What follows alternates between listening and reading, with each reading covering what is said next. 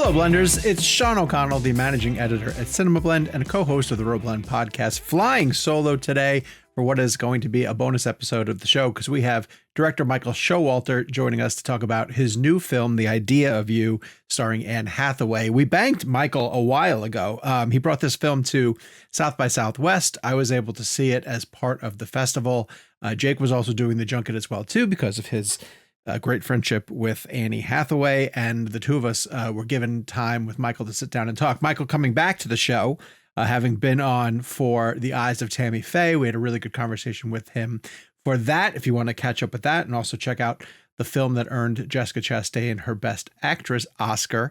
We were just excited to get him back on the show. This is also a charming film, one of the sort of latest in a long line of quirky romantic comedies that are sort of reestablishing themselves as a format, and a good vehicle for Anne Hathaway. Kind of a fun conversation with Michael where we talk about pop music, the influence of pop music is having on the pop culture narrative nowadays, whether it be Taylor Swift or, you know, how when we both had kids, myself and Michael having his own kids, getting into films or bands like One Direction and NSYNC, and the power of those sort of catchy song-driven bands that dominate the scene.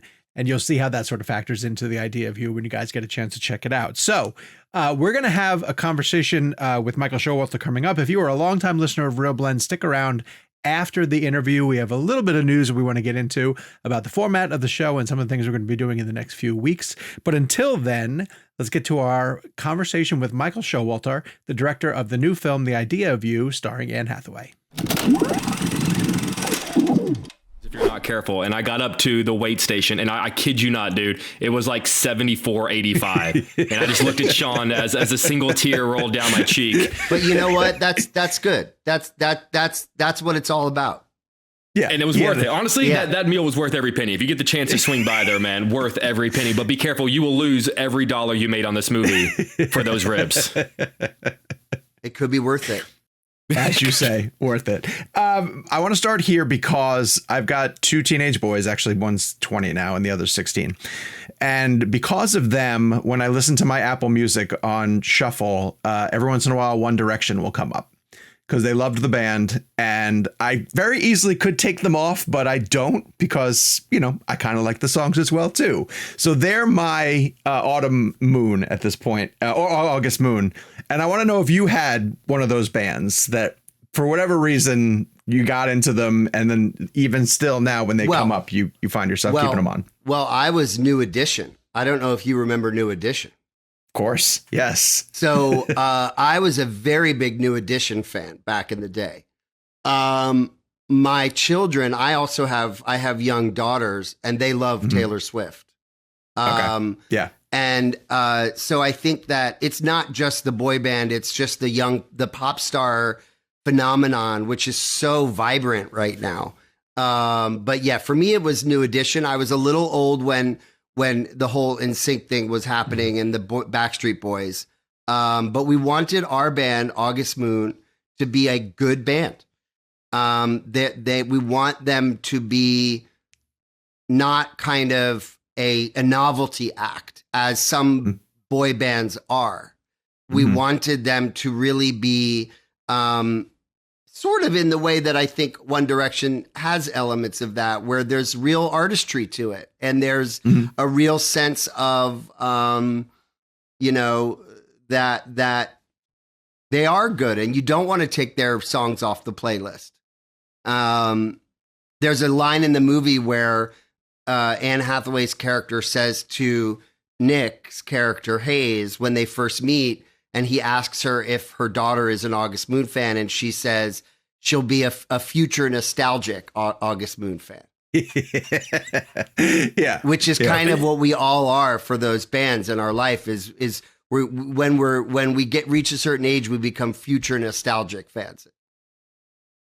And honestly, it's so funny that I was going to bring up that line because I feel like that's happened with my generation. There was a time where it was really cool to like NSYNC and Backstreet Boys. And then there was that period where it was not cool. If you liked them, like, oh my God, who are you? And now if you're at a bar with, I'm 36, if you're at a bar with people my age and, you know, a Backstreet Boys comes on, the whole bar. So I have now slipped into that era of nostalgia. So when she said that line, I knew exactly what she was talking about. It becomes uncool and then it becomes cool again.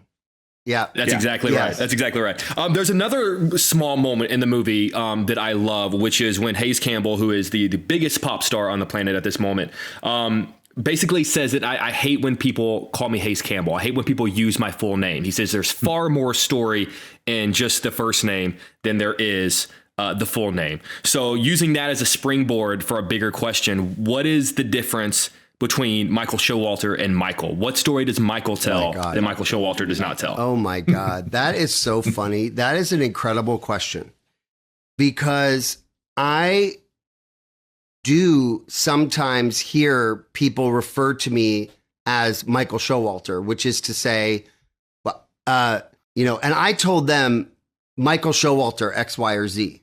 So like Michael Showalter is like a brand. Almost. Yeah. And it's very unsettling to hear yourself referred to in that way. It's flattering. It's kind of flattering and intimidating. But of course, I'm not Michael Showalter. I'm Michael. And so I definitely identify not to anything close to the extent that it is for someone like a massive pop star. I can't even imagine. I see it. I see it with Nick and Anne, both. You know, when we met Nick Galitzine and he came and auditioned for our movie, he was staying in a hotel in New York and there were fans waiting outside his hotel for him because of the movie that he had done, Purple Hearts. And you're not yourself. You're someone else to other people. And of course, Anne's been dealing with that for years now, where there's the real you, and then there's the sort of you, the full name you. And I think that it's something we all sign up for, and yet it's not something you ever fully get used to. Yeah, I think there's two examples of that. How Anne goes by Annie, you know, and she's kind of said that in conversation. And the other one that I can't wrap my brain around is that people call Robert De Niro Bob. Like, I'm sorry, I can't do that. No, I can't. I could never do that. Sir Anthony Hopkins, I started out the interview, I think, by calling him Sir Anthony or Mr. Hopkins. And he said, oh, please call me Tony. And I said, yeah, I'm not going to do that. That's not a thing that's going to happen. Well, it's like, we're in South by Southwest. You know, Richard Linklater, people call him Rick.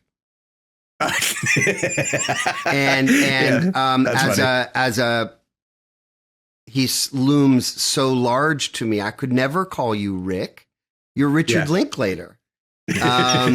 Sean demands that I call him Sean O'Connell. I've known him for years. Yeah. He still demands I say Sir Sean O'Connell. Well, by the way, you guys can call me Bob. But I will tell you, and I don't know if you've talked to Anne Hathaway, but I don't call her Annie. I feel like it's like a privilege. It should be a privilege to call someone by a name like that. And so I call her Anne because to me, she's Anne. But it is true that her closest inner circle calls her Annie. I think she would like it if I called her Annie, but there is always that part of me that's like, you're always going to be Anne to me. Wow.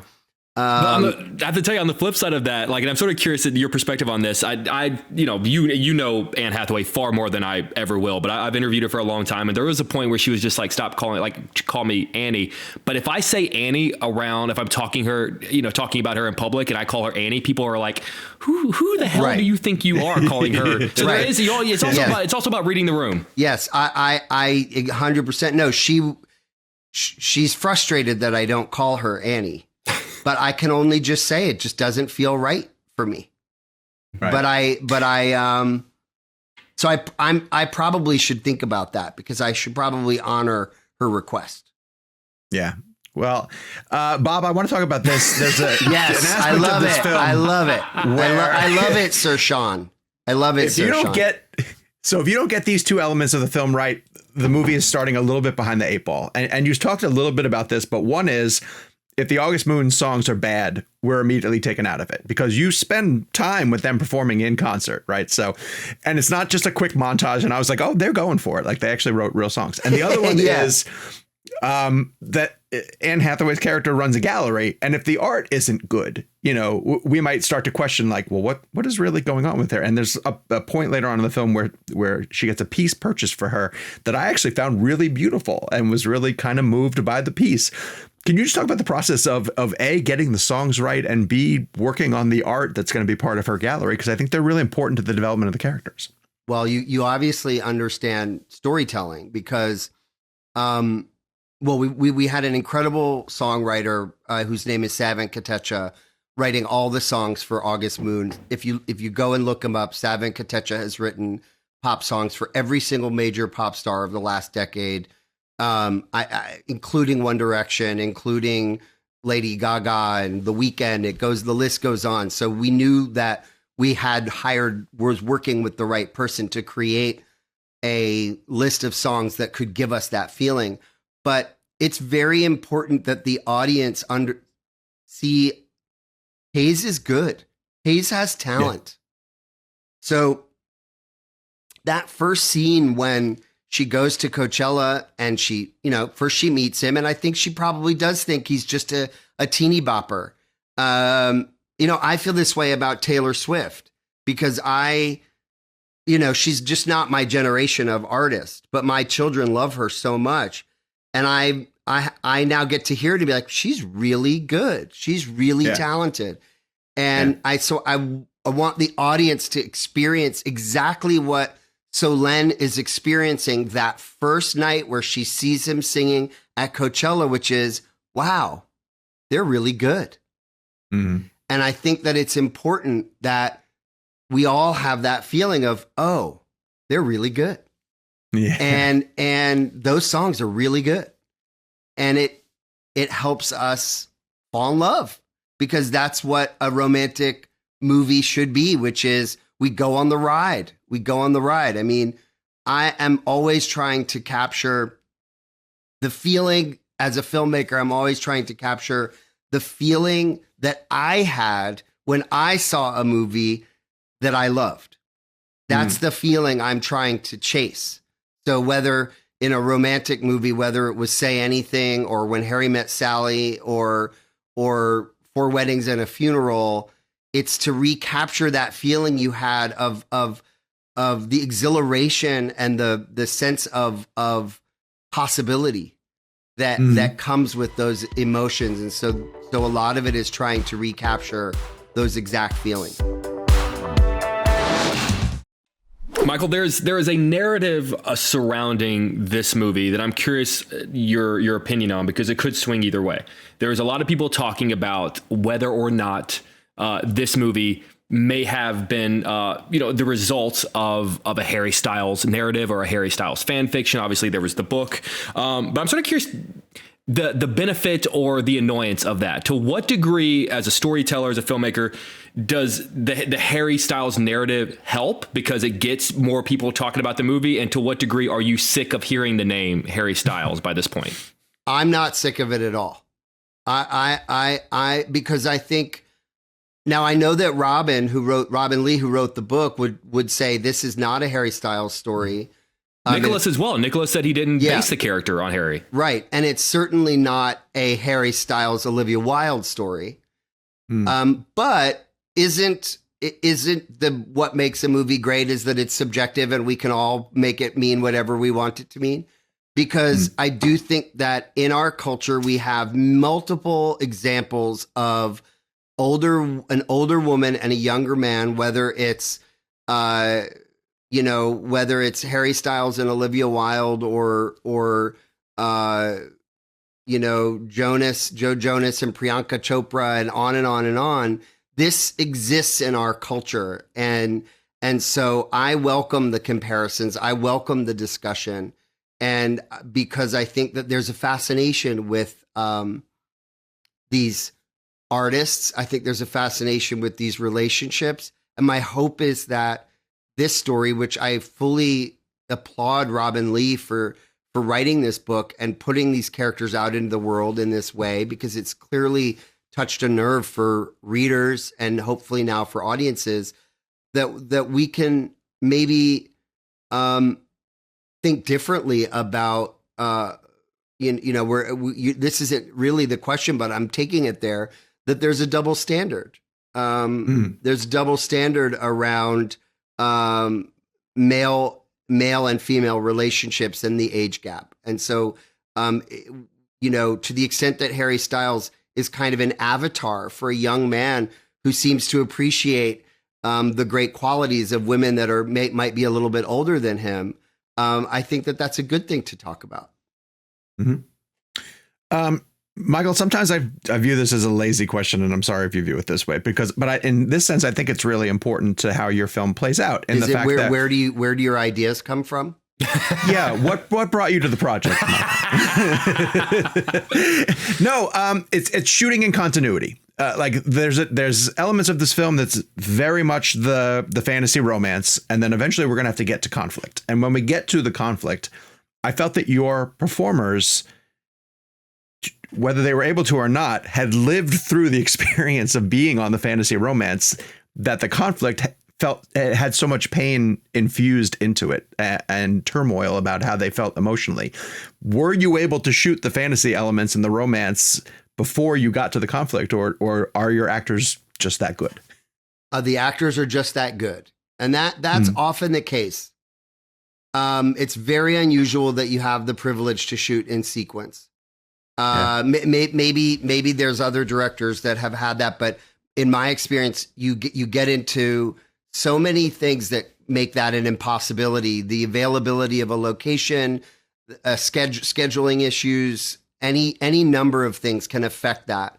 And so I think you always have to be prepared. I feel like I can't tell you how many times I've shot the last scene first. I really think it's happened many times. But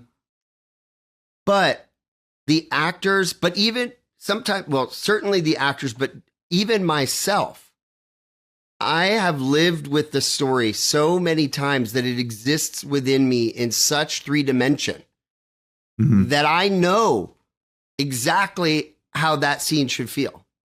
Oh, wow. And that's amazing. It isn't something that but I wouldn't be surprised if that's what a lot of people would tell you, is that yes, on some level, it does, I suppose, help if you can lead up to it, but it's all in my head. It's all in there. Mm-hmm. And I've lived through the sequence so many times in my head that I think I know where I want them to wind up. And then the actors also, that's what makes them good at their craft, is that they can project forward to live through the experiences of, okay, this is emotionally where I would be at this point. I don't need to have had to have actually lived through it all to show that emotion.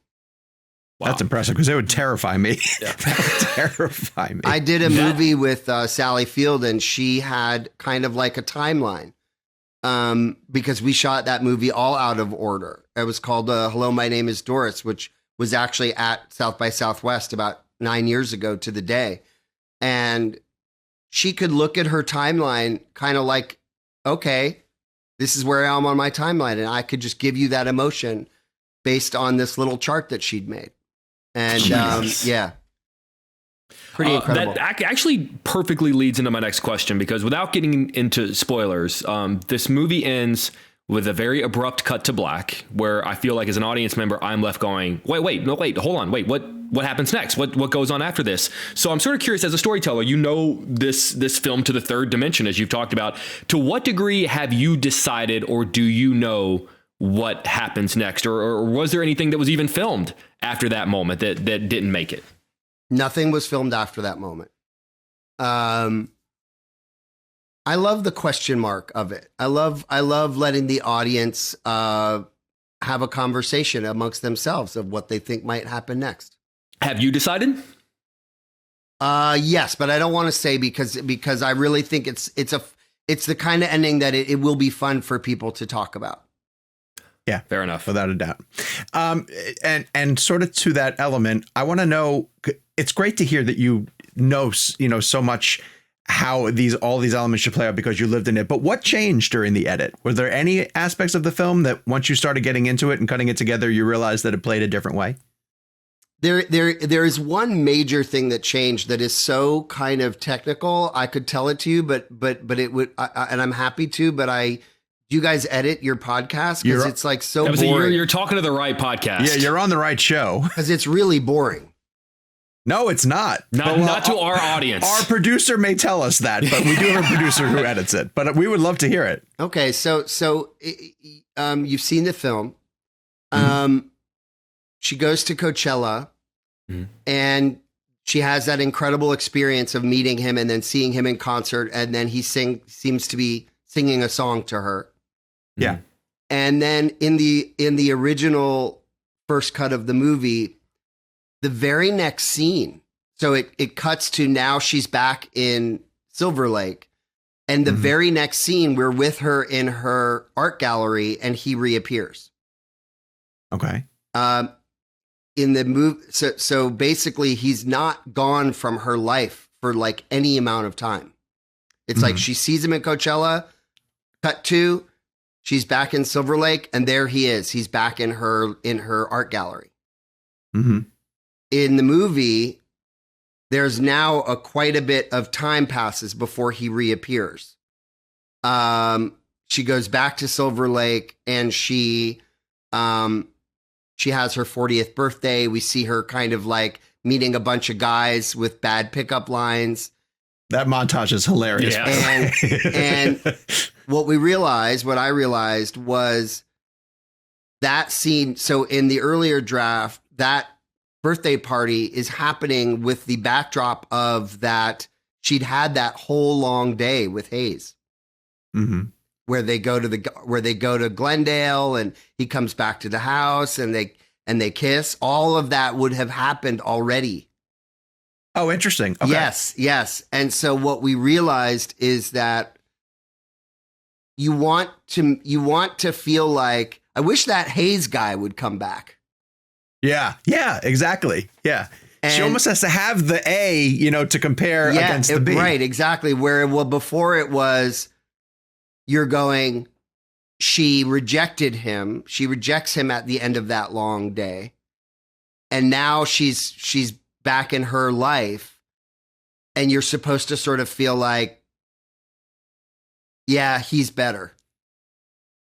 So it's hard to explain, but it really that's not boring at all, by the way. It really unlocked sort of the second act of the movie to switch that, because there was just something very clunky or stiff feeling about doing it the way it was in the original script, and it lifted things up a little bit to have her have this kind of Cinderella experience at Coachella, and then have to go back to being a pumpkin for a little while. Yeah. A 40-year-old pumpkin. A 40-year-old pumpkin, yes. A very attractive 40-year-old pumpkin, yeah. Those types of creative decisions are exactly what we love, and those are great. I love that. That was fantastic. Michael, I want to kind of follow up on something that you mentioned earlier in the conversation about this movie yielding bigger conversations, because you're right. There are a lot of conversations about age and relationships and sex and also celebrity. And I feel like that opens up a lot of conversations potentially to sit down and have with Anne Hathaway. I'm sort of curious what sort of real, genuine, honest conversations about some of the issues she's had to deal with as a celebrity who's been a celebrity at this point more than half her life, that you're able to have as a result of the plot of this movie. Well, Anne has, I think, very strong feelings about the way in which the sort of the press, the media, the noise of the public discourse and the paparazzi, the way in which that can become a incredible burden upon someone's ability to live their lives. And so in this movie, we see the relationship between Hayes and Solène kind of becoming sour because of the growing the volume of opinions that are being had by the public around what they're doing. And it bleeds into her family life and her personal life. And I do think these are things that Anne Hathaway has experienced firsthand. And so there's a lot of, I think in all movies, actors always bring some part of themselves to every role they play. I think the experiences that Solène has vis-a-vis that is something that Anne really can relate to. And it is something we definitely talked about. Sure. Michael, I want you to talk about just the experience of getting this film onto a streamer. This is exactly the type of film with a, A-list star and a huge up and coming star that, like you said, you show up in New York and they got people camped outside their hotel waiting to find out about it. And these are the types of films that used to go to theaters. What's your relationship with Amazon? Did you always know that this was going to streaming? And what are your thoughts about these types of films getting some theatrical play as well? The movie was already set up at Amazon before I came onto it. So I came onto the film when Anne was already a part of it. It was already at Amazon. So a lot of those decisions had been made long before I was attached to direct the film. I of course would love to see the movie play in as many theaters as possible to get audiences to have the opportunity to see it in a movie theater. I do think that this film plays really well in a movie theater, especially because of the concert aspect of it. The Coachella sequences play really well with a packed audience because you really feel like you're in a concert. And as a lover of the theatrical experience, it's always great to do that. By the same token, I'm a pragmatist and I like doing what I'm doing. And to a certain extent, I kind of go where the industry goes. And so at this moment, this is the trend that the industry is going in. And it's as much as it's not entirely something that I really at this moment in time have taken on as my own personal torch to bear. I'll also say that Amazon has been incredible collaborators on this. I love the people that I work with, the executives that I work with, the creative executives, the marketing, all of those, the people that we've worked with on this film have just been incredible. They care about filmmaking. They care about storytelling. And so it's been a really good experience and something that I've been really grateful for. The fact that you're getting closing night slot at South by is fantastic too. Yeah. You're going to get that experience of being able to play with a theater film. The Paramount's always a great place to show. Well, yes. I mean, selfishly, for me, it's like I got to have the theatrical experience for myself. So selfishly, I'm satisfied. But yeah, I can't wait. We just did a sound check, we just did like a little tech run through I got to see the screening this morning. I got to hear the sound. It's a beautiful theater. It's world-class sound system. I'm very excited. That's going to be cool, man. I'm going to cut you loose on this. You have a really great relationship both with film and television, and obviously they're completely different mediums in that obviously with television you can tell a story over multiple episodes and in some case even multiple seasons, multiple years. If you had been able to break this story down episodically and tell it over the course of 8 to 10 episodes, maybe even a couple of seasons, what are some aspects of it that you would have loved to have maybe stretched out and dove into a little bit further where you don't have that sort of time whenever you're sort of under that 2-hour constraint? That's a great question. I mean, I've never even thought of that. But I will say that I like the film medium better because you do get to really try to tell a whole story in a defined amount of time. And I do think that it changes the approach. So as much as I love television and I will always be looking for opportunities to work in that medium, I think for me, the timeline of a film is the perfect amount of time to tell a story. So I've never even thought of the TV version. Fair enough. That's awesome. Well, Michael, we love having you on the show, man. Thanks so much for giving us the time. Take care, guys. Thank you very much. thank you so much to Michael Showalter for joining the ReelBlend podcast, coming back on. We're very excited to have him back on anytime he has a new show or movie that's coming out. Obviously, you guys know him from Wet Hot American Summer. He directed The Big Sick. And then, of course, like we said, we had him on for The Eyes of Tammy Faye. This movie, The Idea of You, is going to be dropping on Amazon Prime currently. As you're listening to this episode and this interview, you guys can go over there and check it out. Help you guys have some weekend plans. All right, so let's talk about the format of the show and how it's going to be changing. Producer Gabe joining me in the chair to talk about a little bit about some structural changes that we're going to be introducing to the show in the next few weeks. Hello, my friend. How are you? I am good. It's good to see you. I don't want to alarm anybody, so I'm going to jump right into it. This is just a quick update. I want to be straightforward with everyone so that when you see some stuff dropping on the show for the next, few weeks or so, you're not alarmed and there's no guessing.